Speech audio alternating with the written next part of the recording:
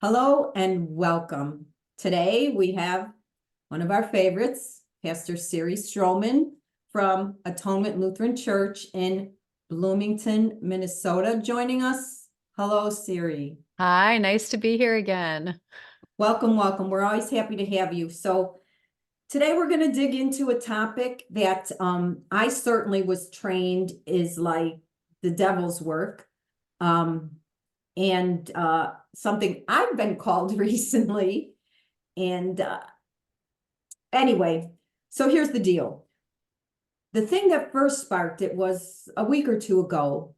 Within 24 hours, I saw two people in my feed, both from opposite ends of the political spectrum, posting pictures of the opposite candidates in which they support, calling each of them the Antichrist, which, really powerful words. That's always the thing. That's the scary thing. The Antichrist is going to come and you won't recognize him, blah, blah, blah, all this stuff. Very, very fire and brimstone, scary stuff. I certainly was raised with that. The Antichrist is like, and that's like the buzzword, to get like, he's the Antichrist, he's the Antichrist. And really what it really is, it just showed me again, how well programmed we are to follow the religious doctrine we've been brought up with and never question it.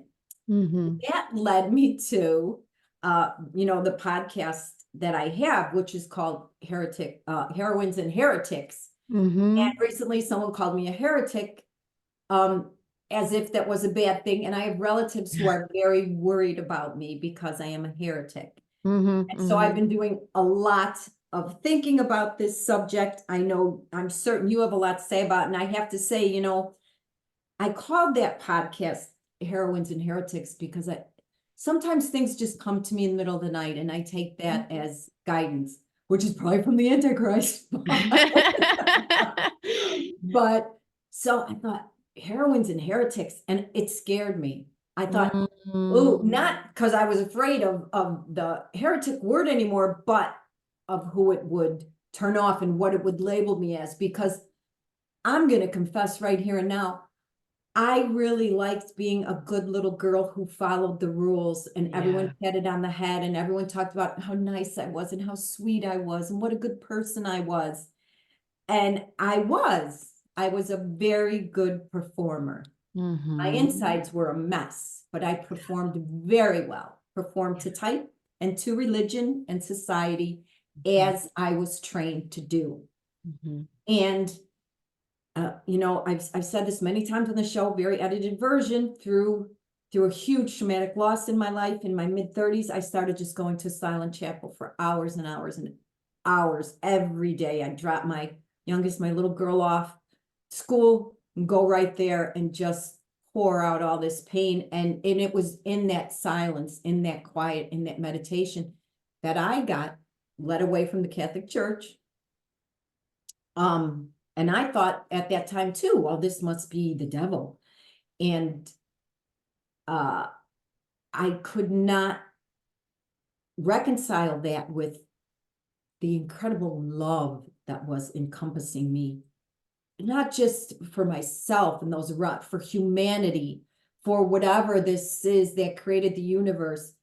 Everything in my life was opening and expanding. I was loving and accepting myself. More things in my life were just falling into place. And, we're not big on a bunch of Bible verses, not like the Baptists and stuff in the Catholic Church, but the one that kept coming to me was, by their fruits you shall know them. That just kept coming in my head. And I really feel like that was kind of a panacea, so to speak, or just something for me to hold on to, like a buoy. And I kept saying, yeah, the fruit of this is really, really good. I was like sliding spiders onto pieces of paper and escorting them out of the house. I couldn't kill anything. Everything about it was absolutely beautiful. So of course, when you come from a very strong religious tradition, which I do, Catholic, mostly Irish Catholics, Catholic nonetheless, and I was very, very Catholic and also was a catechism teacher.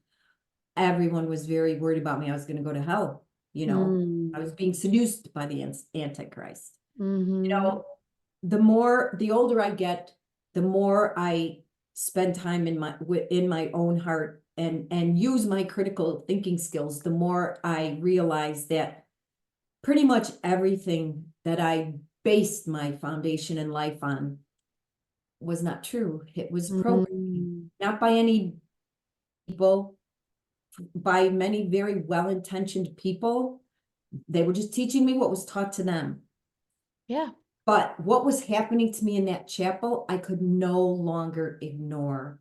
That was much more powerful, brought much more peace than being called names and not cast out. It's like my family cast me out, but just, the whispers behind the back. You know what happened to Mary? Oh my. But still me, and probably able to love more freely and more compassionate because I do feel so connected. So the only thing that's changed in my life is the dogma that was running through my head that I gotta admit sometimes still struggle with a little bit.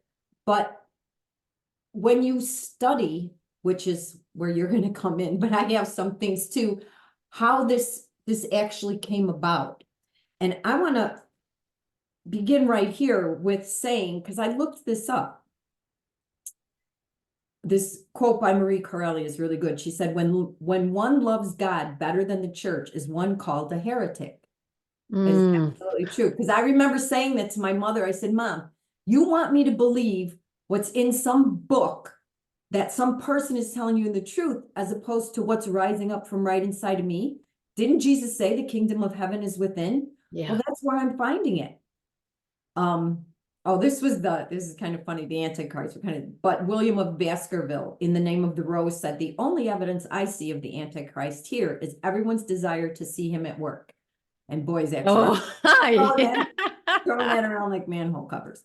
But here's the important part. I thought that I looked up the definition of a heretic, and I have to say, Siri, when that name came to me, I remember I sent you a text asking about different names, and I said this one. I'm like, but I'm a little nervous about using that word. And you said, I've been a proud heretic or something like that forever. I've been called a heretic my whole life. So I love that. That really helped me. And that's what we need as females, as sisters, to support each other and say, I got you. I know it's a little scary when you start coloring outside the lines, but I've done it too. You'll be okay. Anyway, the definition of a heretic is one who differs in opinion from religious dogma. Call me a heretic, because my religious dogma of my Catholic religion, and excuse me, most religions teaches that God is a male and the males were put here on earth to lead, and it is our job as women to serve and help them. My Christian religion teaches that women are not worthy to serve in the highest roles of the church, and those roles belong to men only. Pope Francis, who has been accused of being too liberal, that he drew the line at that. Gays, as, oh my God, for gays, Catholics are like out of their minds. That's such a horrible sin. But even the gays are being more accepted before women. Think about that one. We're not as accepted. We can't serve. It teaches women were created second as helpmates to men. I reject those teachings because the divine source that I have found within me supports none of that. And that's pretty much where I'm at. Being taught that Eve was not a helpmate to Adam, the leader, not just the helpmate to Adam, the leader, but also that she was foolishly gullible, being easily tricked by the promises of this serpent.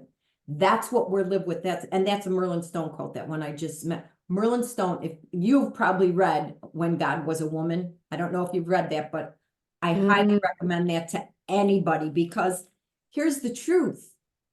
There was a time when God was female. 25,000 years ago, BC, there's so much historical evidence of this. We are going by something which we've mentioned many times on this show, Siri, by a book that was thrown together in the 4th century by Constantine, because he was a pagan, but Christians were gaining power, so he didn't want to be left out of the mix. So he put this book together, left out the stuff he didn't like during a very patriarchal time.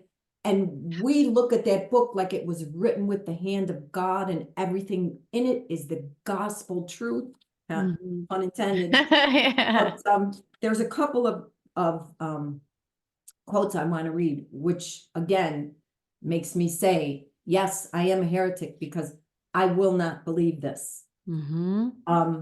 Timothy, let the women learn, well, 1 Timothy 2:11-14. Let the women learn in silence. Let every woman receive instruction in religious matters from the men in silence, in your public assemblies, with all subjection, with becoming submission to the other sex, neither teaching nor asking questions there. I suffer not a woman to teach, namely publicly, nor to usurp authority over the man, which she might seem to do if she officiated under the character of a public teacher. Also, to make plain why we are meant to suffer. And, this all goes back to Eve in the garden. Mm-hmm. She was tempted by the serpent. She's very gullible and stupid, and she's a temptress herself, because then she got Adam to eat the apple. Adam, never heard anything about Adam Nope.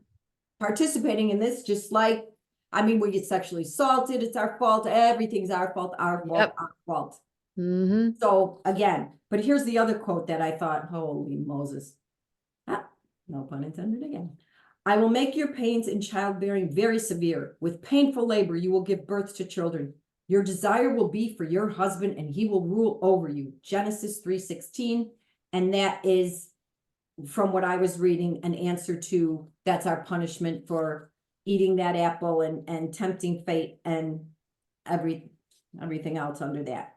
So I have a lot, I wrote down a lot. Oh, I also want to say the word heretic comes from the Greek word heretikos, Airetikos. My girlfriend, alas, if she were here, would know how to pronounce that. Meaning, able to choose. And that pretty much explains everything, doesn't it? Yeah. You do not get to choose. If you are making a choice of your own and not following religious dogma, you are a heretic. And I'm going to throw it to you in a minute, Siri, but I also want to say Jesus was a heretic. Oh, Jesus yeah. did not follow rules. He came to break them open. He said the Yeah. kingdom of heaven is in you. When you pray, go off by yourself. Mm-hmm. And, I see this a lot of times, people in restaurants and maybe it's a good thing, but if you do that, ask yourself why you're doing it. Because a lot of people say, let's be a good example and say our prayers. Yeah. That's spiritual superiority. Yeah, Compared yeah. to who? That's Not true. a Jew. Jews don't make the cross, or a Muslim, or anybody else. So, and I'm kind of joking, but I've been there. I know I was all about spiritual superiority Yep. and Yeah. teaching other people the right way. And the poor things, they're so lost. Ugh, makes me want to bark. But this book I have back here, Infidel, another just an amazing book. Have you heard of Yes, it? I've read that. I want to her name is spelled differently, but it's Ayan Hirsi Ali. It's the most powerful book of this woman. She was in a Muslim tribe. She went through genital mutilation, all this stuff, and she just has become a powerhouse for women's rights. And she's called heretic, goes against dogma. Malala Yousafzai, heretic. She said, no, women can learn. So Joan of Arc, heretic, burned at the stake as a heretic. So heretic is a word we throw around that's supposed to be an insult.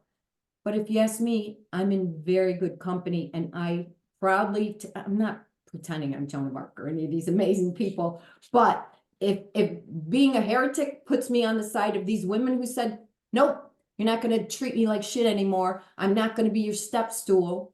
I'm not going to believe that God loves men best and I'm supposed to listen to men and be their helpmate servant. Then I'm a heretic. I'm all over it. I'll buy the t-shirt. I'll get a tattoo. Yep. Okay, sorry, Siri, you can go Oh, next. yeah. Yeah. Yeah, there's so much good stuff to talk about that. I think one of the things that people who are really deep into the institutional church may not realize is that the Bible, for example, is full of so many different interpretations. Like there's no story that has a single interpretation ever. And if anyone comes up and says, this is what this means, and this alone, they have an agenda. They have an agenda.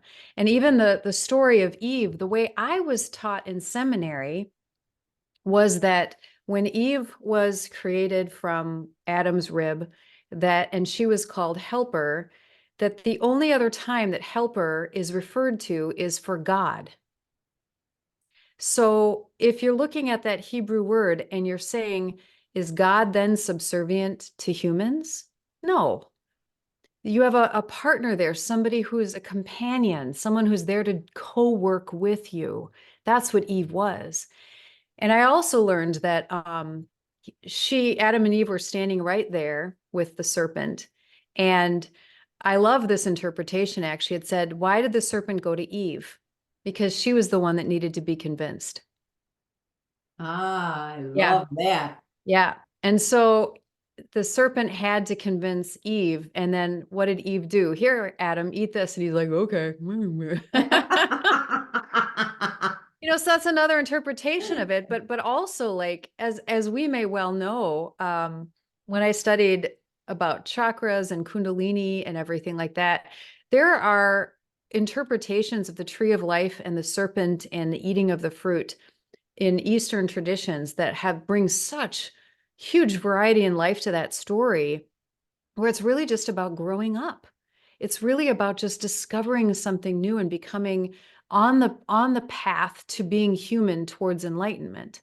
Like we go from being little innocent children, which is what Adam and Eve were, not Teletubbies, and then they all of a sudden enter into the grown-up world, and every single one of us are Adam and Eve.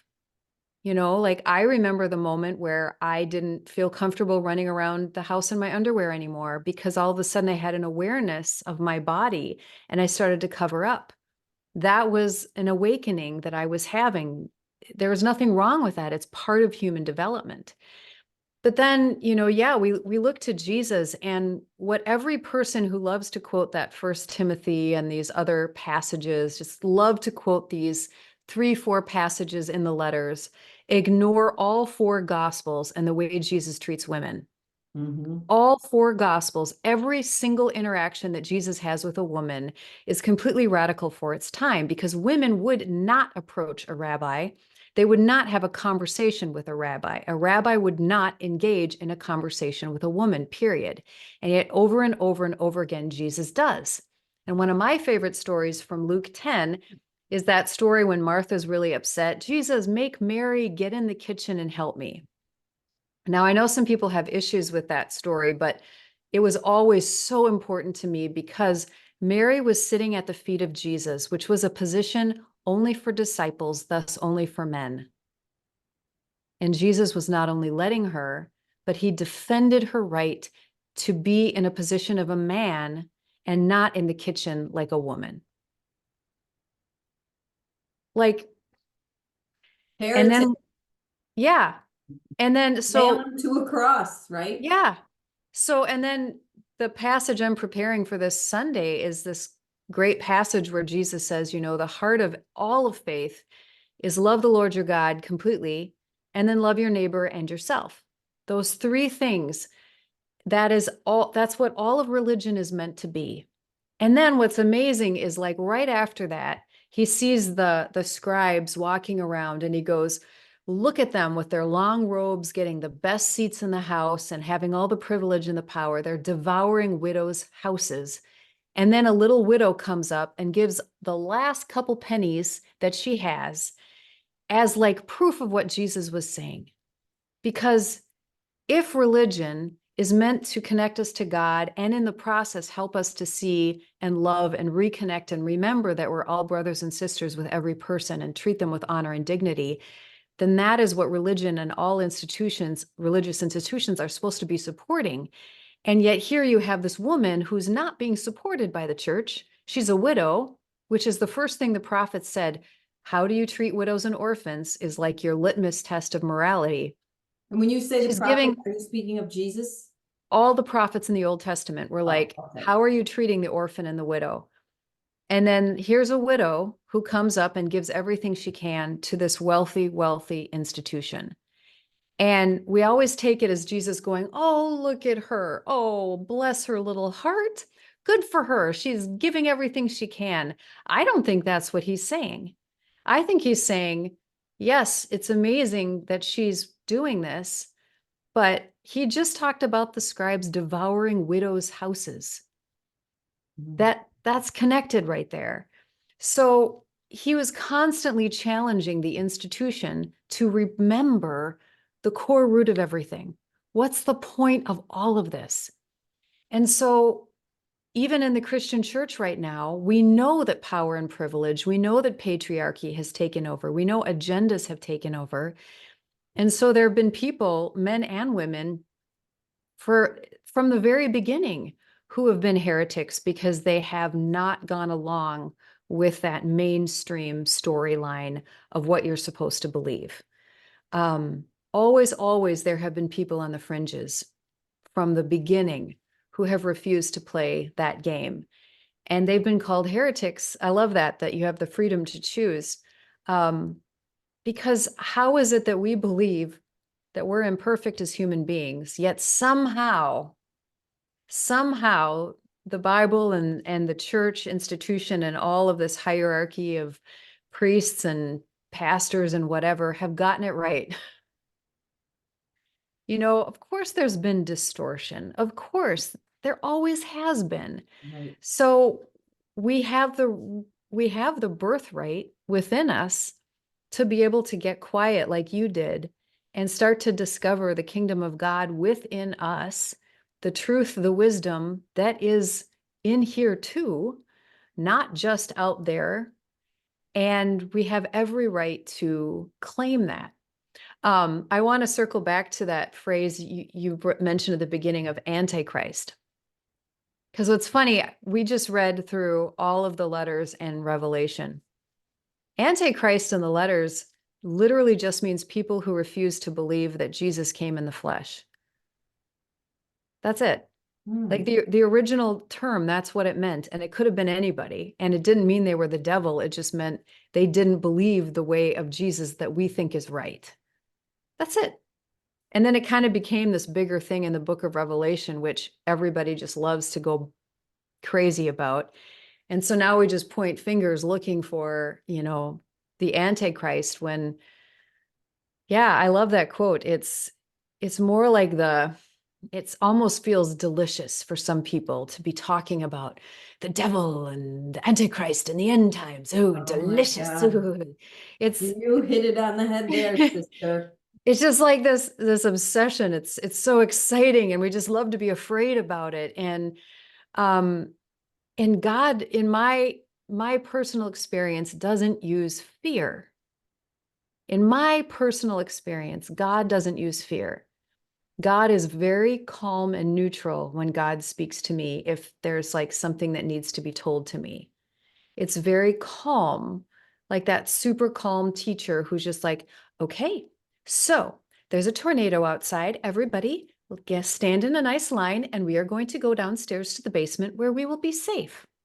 That is what a kind and wise teacher does. They don't freak you out because there's no need for us all to freak out. So, Right. very, very calm about, okay, we're in danger now, so here's what's going to happen. And it's not this that we love to get so excited about. That's us. That's humans.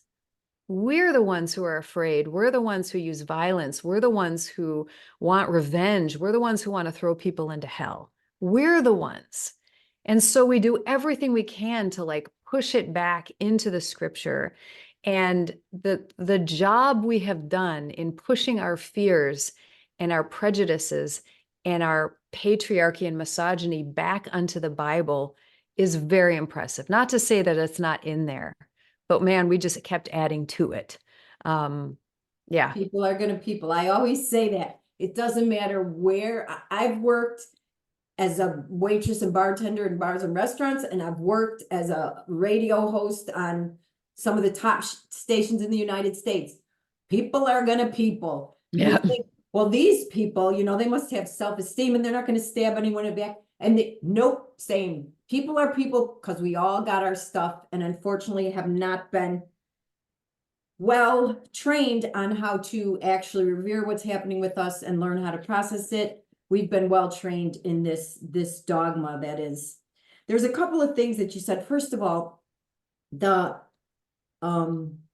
the image of God, certainly from my religion, he's a very loving God. He's really a mafia don. Honestly, Right. really a mafia don. If you're loyal, then you're with me. Not, I'm gonna take you out in the boat, you're done. That's it, Fredo. I mean, that's really what it is. Yep. And that, as you said, is that's the God I knew in religion. The God I discovered within myself, I always get weepy, is I couldn't have imagined my whole life. I prayed, hoped, I did all the right things my religion told me. And once in a while it was nice, but nothing compared to the promise that Jesus made, that the kingdom of heaven is within you. The other thing I want to say is, since not just Christian religions, I mean, we've got religions that all women can show is their eyes, and those are behind a screen. They're so covered up. Everything about us is shame, shame, shame.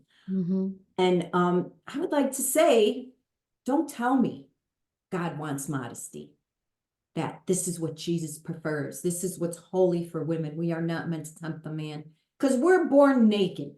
Yeah. If that were true, we would be born with clothes. We developed and adapted ourselves to this. Women have to cover up. You can't show your shoulders. You can't show any amount of skin. You get assaulted. Were you drunk? What were you wearing? It's always on us. But the clothing thing really gets me. I remember reading this one school said girls needed to have their skirts come below their knees because they had a lot of male teachers in that school, and they didn't want to give them any kind of false temptation or anything. And somebody said, shouldn't it be more concerning that there's grown men that are attracted to children? Yep. Than that these children need to cover up their knees?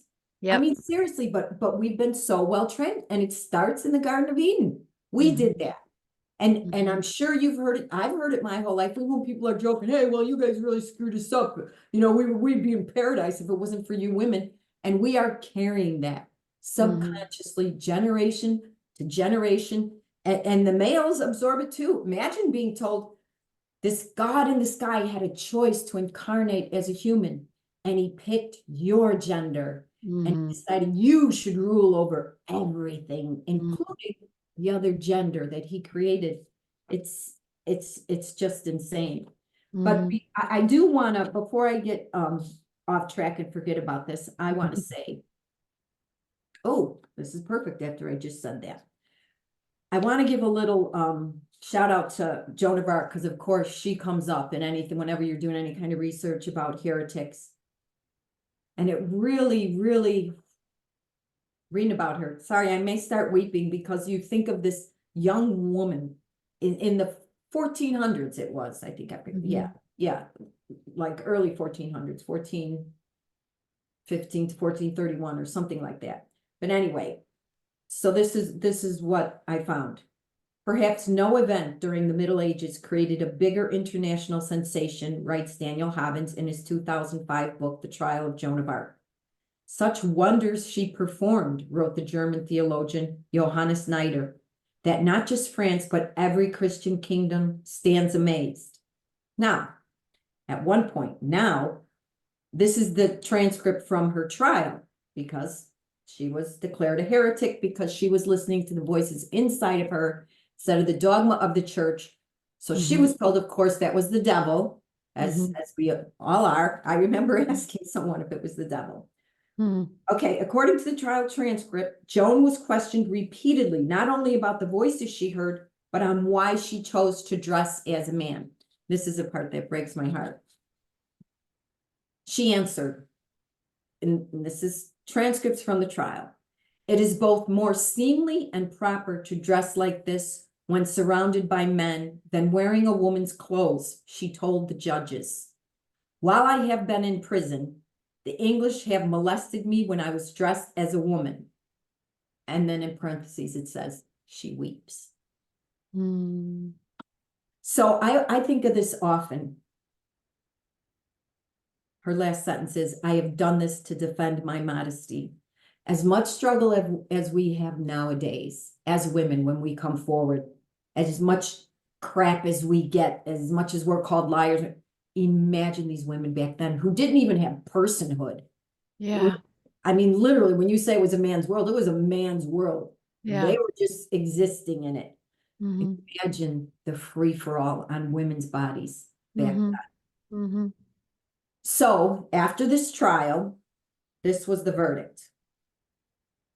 We say and determine that you have falsely imagined revelations and divine apparitions, that you are a pernicious temptress, presumptuous, credulous, rash, superstitious, a false prophetess, a blasphemer against God and his saints, scornful of God and his sacraments, a transgressor of divine law, sacred doctrine, and ecclesiastical decrees, that you are seditious, cruel, apostate, schismatic, straying in many ways from our faith, and that in these ways you have rashly sinned against God and his church.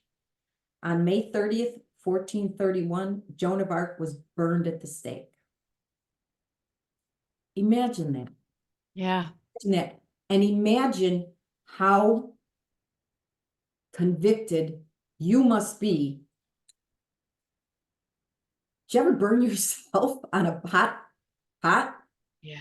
Imagine being roped to a pole and a fire set at your feet, so you slowly burn to death.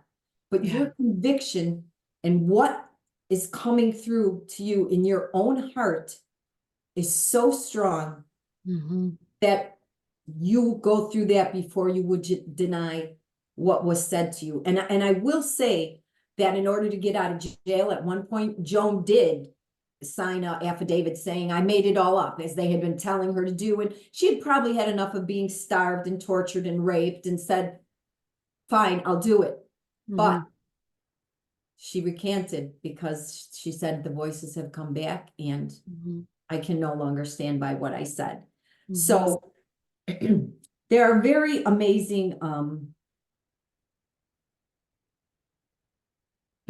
women that have gone before us and tread this path. And I feel it's, I don't want to use the word duty, that it's a sacred honor and a responsibility.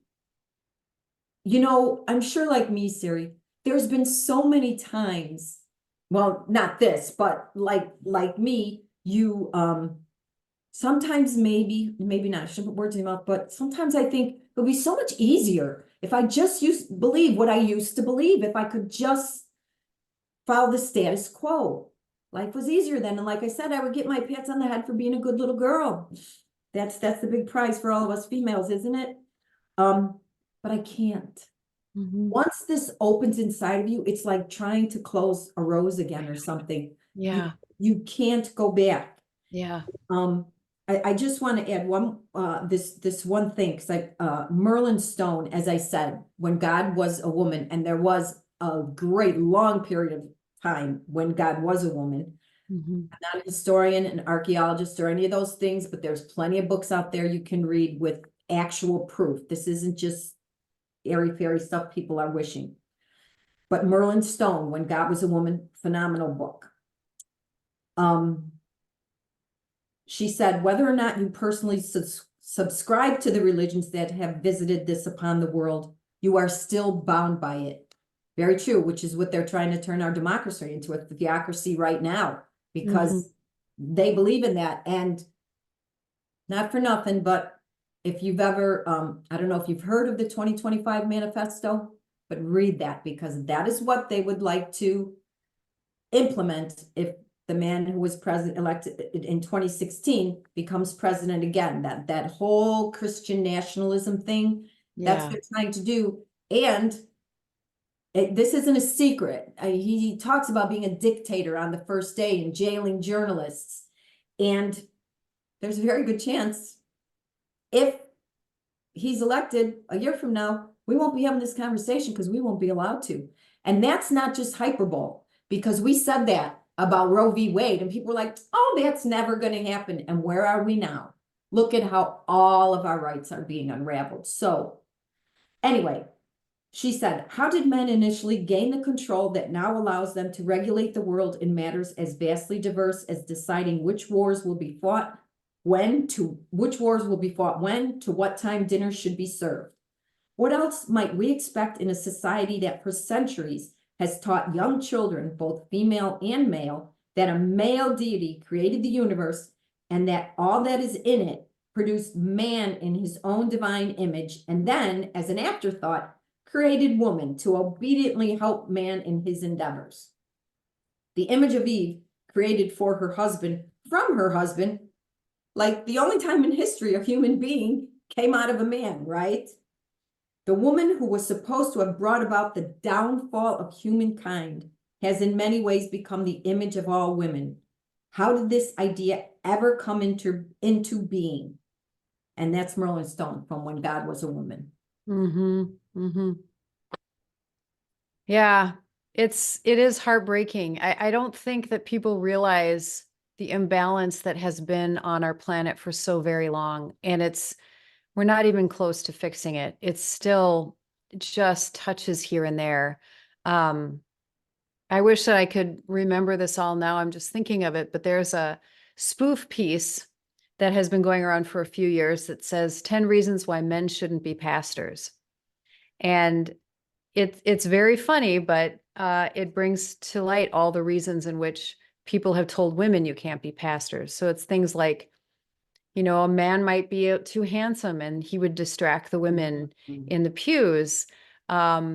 Jesus was betrayed by a man, therefore men do not have credibility. Men don't need to be in leadership. They can help in other ways, like be on the grounds crew and take care of the outside and the janitorial stuff. And it's funny when you read it, but it's also so sad that people have just invented these perspectives that are so ignorant and so very, very limited and immature, really, just very immature. Recently I was having fun. I like to research different kinds of trips, and I kind of write down the kinds of things I'd like to do and where I want to go. And I was researching Marrakesh in Morocco. And so I started to read a blog, and there was a blog by two guys and what a great trip and where you need to go. And I just paused and I thought, I want to read a blog by a woman. And the first blog I found, this woman talked about how awful the trip was, because every time she went down the street, everywhere she went, she was constantly sexually harassed and people grabbing her, and boys as young as 6 were saying sexual things to her. And it was constant. It was just this constant barrage. And were they doing it just because they're tourists? They think you're American, therefore they have a perspective of you that's different from how they might treat a regular, woman from the area. I don't know. But it's so frustrating to think that, and I know there's even places in this country where women get catcalled at the time, where men are raised with this thought, this is my world, and we get to decide how much women participate in, versus, dude, get the hell out of our way. You're in the way. You're doing something wrong. Like, you're the problem. You're the problem. You're in the way this whole damn time. You've been in the way of a human being and a whole section of human beings flourishing and being all that they can be. And there's been brilliant women, we know this, like there's been brilliant women who have masqueraded as men, dressed as men, published under men's names. And when I was doing this research, my first thought, I messaged my friend Dawn, who we were talking about doing the trip together. And I said, what if I dressed up as a man? Do you think I could get away with it? And I went on this whole thing. I was like, what if I cut my hair short and got a fake mustache and lowered my voice? Do you think I could get away with it? And it's so sad to think that you might have to do this in 2024 in certain parts of our world to not be sexually harassed. And it doesn't matter that I'm 47. It doesn't matter that I'm married. It wouldn't matter if I was 60. It doesn't matter how much you're dressed. And that's even what the woman said. She's like, you can be wearing a full, like, covered head to toe, and guarantee you will still be harassed by somebody. So this is a man's problem. Men have a huge problem deluding themselves and being deluded with the fact that by virtue that there's something hanging between their legs, they are better spiritually, physically, mentally, emotionally than the other half of the population. And it's absolutely ridiculous. And there's no proof to it. Like, all right, let's get 10 women and 10 men together who've had the same opportunities in life. And we're going to see there's really not that much difference. There's not that much difference in intelligence and strength and all of that good stuff. So it is just infuriating when you think about it. And I'm with you about having that responsibility to like your ancestors. I feel that really strongly the last couple of years since our retreat in Mount Shasta. I feel it very strongly that I have hundreds of women behind me who did not get to choose their life. Doesn't mean they had a bad life, but they did not get a choice. And they're watching me and everything I'm able to choose right now. And they just want me to go for it in a big way. And I know that the more vocal I get and the more I trust my heart, the more there are going to be people who argue with me and who are offended and who potentially come after me verbally or whatever. And I am working on being strong enough to not let that bother me. Doesn't mean I'm not open for criticism. Doesn't mean I'm not open to keep learning. I'm always learning. I'm always learning. But there's a difference between being open to a conversation that changes your mind and allowing yourself to be swayed by violence of thoughts, words, and deeds to control you, to put you back into your box. Yeah, and that's pretty much what it is. It's about controlling us and keeping us in line and keeping the status quo, even though the status quo is working for very few at the top. Mm-hmm. You know, we don't like change, so we fight it. And I've said for a long time, the racism problem in this country, I think we kind of fooled ourselves when Obama was elected, like, well, we're really making inroads there. Yeah. Okay, so Yeah. we know that's a horrible problem. As bad as that is, sexism is worse. And the reason I believe that is because, and this sexism incorporates all ethnicities, is because it's backed by religion. They hold up that book and pull up these Bible verses and the origination story and all that and say, this is how God wanted it. And so that's why it's harder, because we are spiritual beings having a human experience. And most of us long for something and feel some connection to something. And we are born into these communities in this society, countries, world where people say, oh, here's where that feeling belongs. Follow these rules. This is who that God is. Also, I want to say, you mentioned we were in a women's retreat in Mount Shasta a couple years ago. And what you were saying, I concur 100%. And I've shared this with the women that were there, including you. And I got the very clear message that the time for being timid is over. Women need to use their voices. The world is burning. We can't stand around asking for permission to go get a hose and a bucket and start taking care of this. Is it all right? Do you mind? Is that our job? I don't know. I don't want anyone to get mad at me. I want to be a good little girl. How about I just smile while I watch everyone else, all the other men do it? No, that's done. The other thing is, and I think I've shared this on here before, is women remain students long past the time they should be teachers, just because we're so filled with that doubt and that training that it's not our job to lead. It's our job to be the helpers, the followers, which is just absolutely ridiculous. And this permeates society. It doesn't matter if you're religious. Trust me, you are under the grips of the patriarchy. You are under the grips of the belief system that says God created man and then women underneath him to help and serve him. Keep your mouth shut, your legs open. Well, keep them crossed until married, the time is right and we're ready for you to carry a baby. Then open them.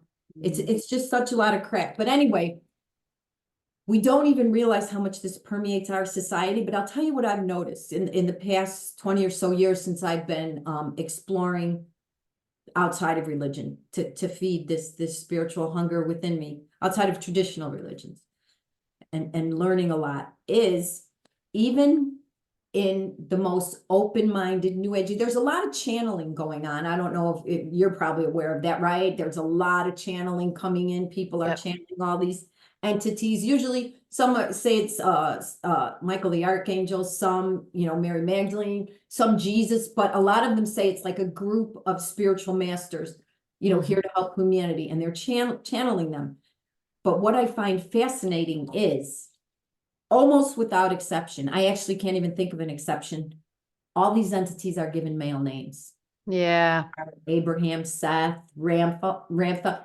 That's how deep in our subconscious that anything that comes from the heavenly realms is masculine, is that even in these really well advanced spiritual people, new age or whatever, not really a great word, don't like those words, but they're all given male names. I don't know any that are called Bridget or Diana or any of you. I haven't heard of any. Yeah, no, that's a really good point there. Yeah, we still do that. We still make anything that's higher than us masculine. Yeah. Yeah. And it can be very uncomfortable. If you do any of this research, and plug it again, Merlin Stone, when God was a woman, and there's many books on these from scholarly people who have done research for generations and generations, and archaeologists who have dug up artifacts that back up that, yes, the God was a female for thousands and thousands and thousands of years.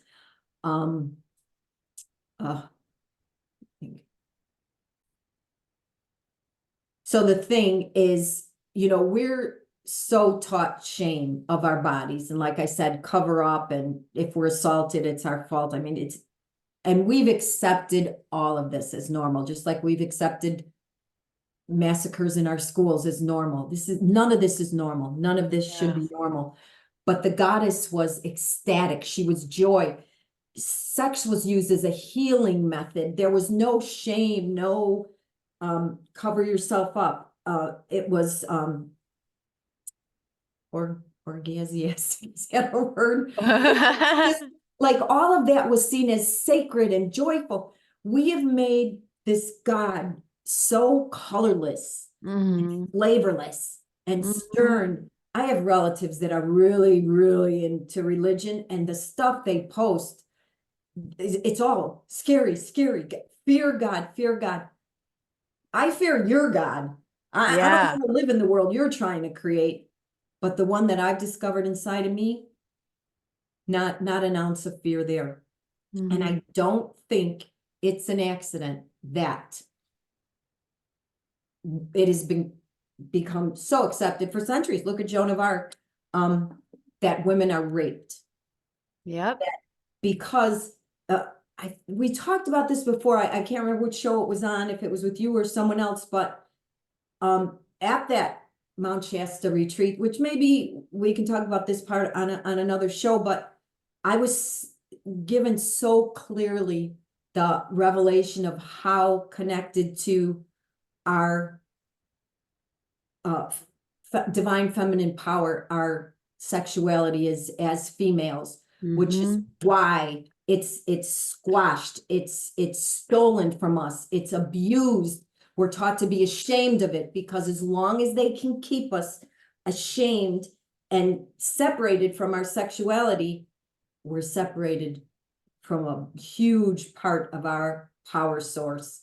And I remember, I think I shared it. I know I shared it on one of the shows. I can't remember which one, but during a meditation one time, paraphrasing, but it basically said that it's so connected that if you sexually assault a woman, you don't have to do anything else. She will detach herself from her power all by herself. Isn't that what we do? We become ashamed of it, or we eat and become really heavy, or we drink or do drugs or whatever it is, anything to either become promiscuous or frigid, or anything to keep us, and I think on a very deep subconscious generation over thousands of years level, that's what's happening. That's why sexual assault is so prevalent. It's insane to say.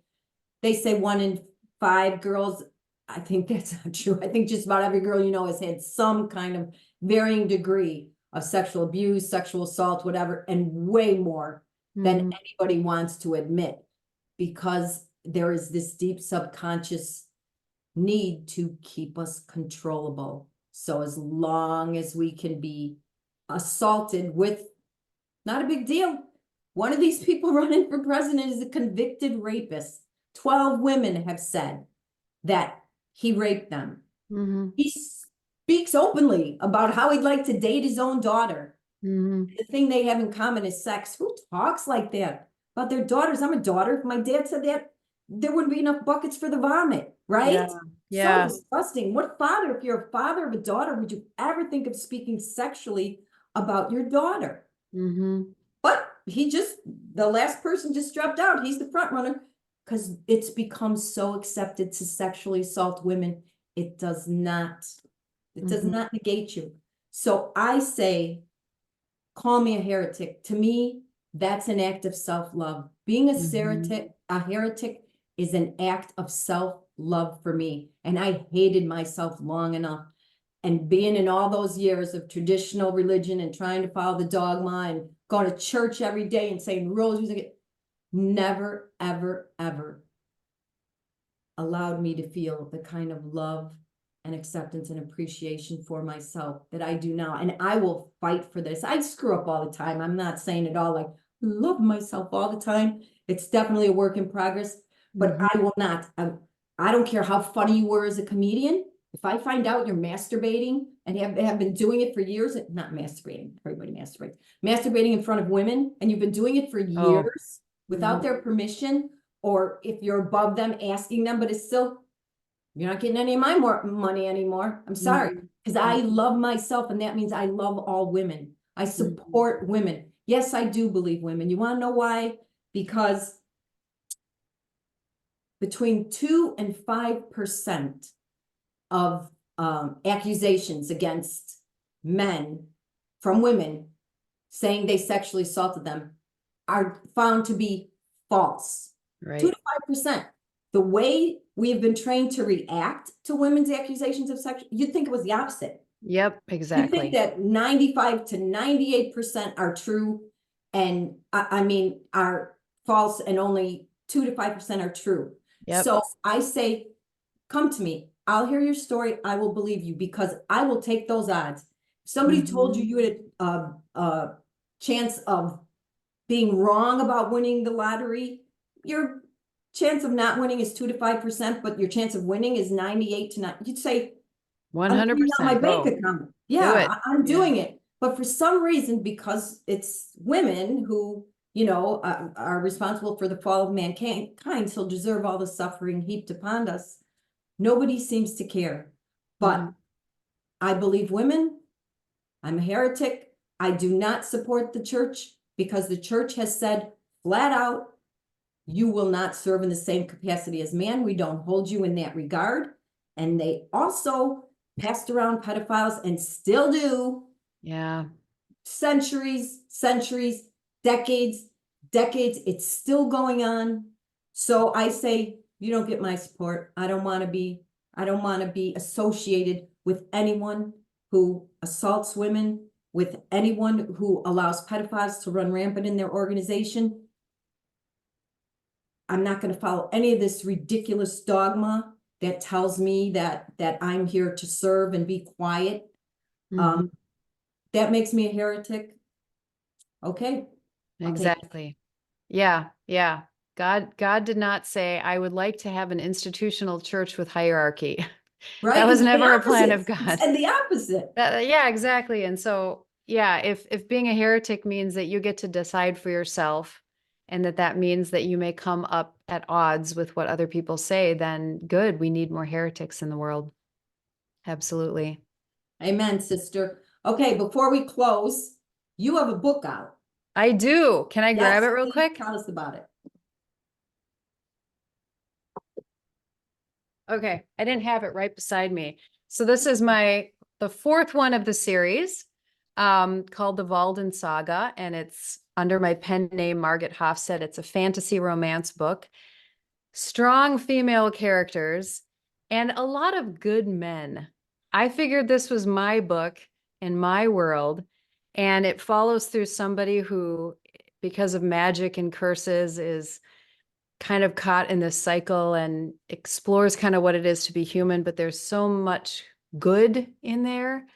And it's been really, really fun to write. So this is the fourth one now, and you can buy them on Amazon. Awesome. Yeah. Thank you very much. And Siri, where else can people find your work? You can look me up at siristrommen.com. Okay. All right. Well, thank you very much. It is Women's History Month.